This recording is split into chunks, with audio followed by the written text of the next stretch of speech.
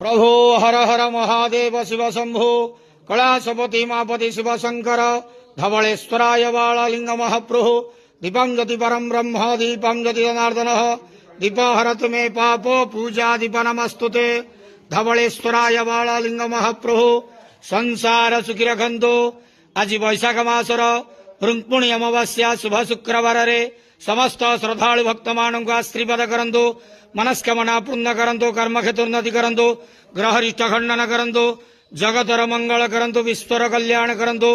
आपणकर नाम विख्यात करंतु सेवकर डाक श्रवण करंतु समस्त गुआवसा भक्त मानकर मनस्कामना पूर्ण करंतु जो जो भक्त माने आपणक पाखरे मानसिक रखिछंती तांका मानसिक पूर्ण करंतु धवलेश्वराय बालालिंगाय नमो नमः